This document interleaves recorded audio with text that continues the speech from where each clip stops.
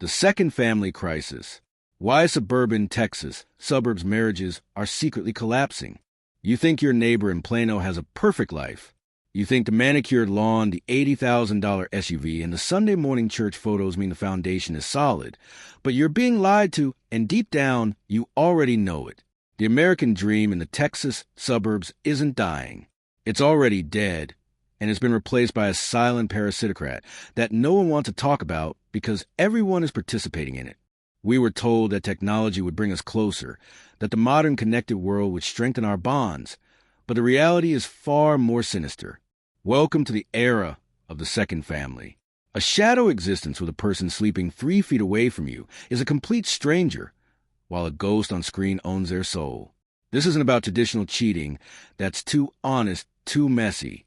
This is the era of the emotional affair, the silent killer of the suburban household.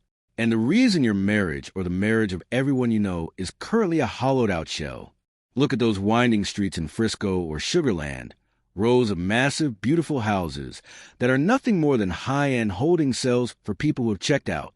You've been told as long as there isn't a physical other person, the vows are intact, but that's the great deception. A calculated lie designed to keep you pacified while your emotional intimacy is harvested by someone else. While you're sitting in the living room watching a movie, they aren't there with you. They're 1,000 miles away in a chat thread. They're sharing their deepest fears with a high school ex on Facebook. They're venting about you to a co-worker in a Slack channel that never sleeps. They call it friendship. They call it support. But as a theft, a premeditated heist of the very energy that was supposed to sustain your home. If you're already feeling that knot in your stomach, wait until you realize that this is an accident. It's a demographic collapse masquerading as a lifestyle choice. History shows us that civilizations don't fall because of external invaders. They fall when the smallest unit of society, the family, turns inward and eats itself. In the 1950s, you knew who the enemy was. Today, the enemy is the blue light reflecting off your spouse's face at 11 p.m. We have normalized a state of constant low-grade betrayal. We rebranded infidelity as connection. And if you dare to question it, you're the one who's controlling or insecure. It's a gaslighting campaign on a massive scale, a cultural psyop that tells you a digital bond is harmless. But ask yourself, why do they hide the screen when you walk by? Why is the password changed? Why do they share more of their inner world with a stranger in a comment section than they do with the person they swore grow old with?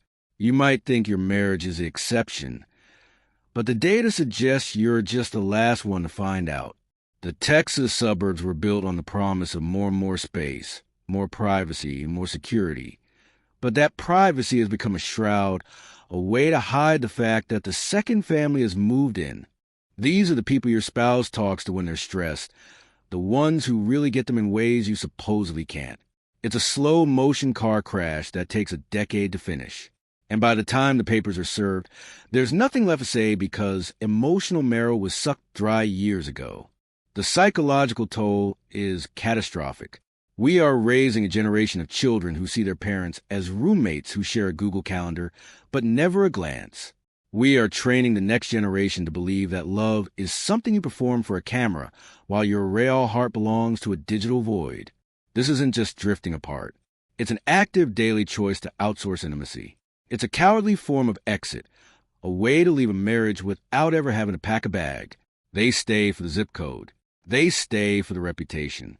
They stay for 401k, but they are gone. And the worst part, you're probably doing it too. Think about the last time you felt truly seen. Was it by your partner, or was it by the validation of a, ADM or thread where you can pretend to be someone you're not? We have become addicts of the new, chasing the dopamine hit of a fresh conversation because the work of a real relationship is too heavy. We've traded the ironclad loyalty of the past for the cheap plastic convenience of the present. The suburbs are currently a graveyard of second families, millions of people living parallel lives, feeding their best parts to the internet, and leaving the scraps for their spouses and children. It is a crisis of the spirit that no therapist can fix because the culture itself is a pusher. You think you're safe because there's no lipstick on the collar. You think you're secure because the bank account is full. But look at them. Really look at them tonight. Who are they talking to? Where's their mind? And more importantly, who has their heart? The collapse isn't coming. It's already here, and it's happened behind the closed doors of every perfect home on your block. So knowing that your loyalty is being traded for clicks and digital whispers every single day, how much longer are you going to pretend that the person in the kitchen is actually there with you? Do you honestly believe you're the only one in your marriage? Or are you just too afraid to look at the screen and see the face of the person who replaced you?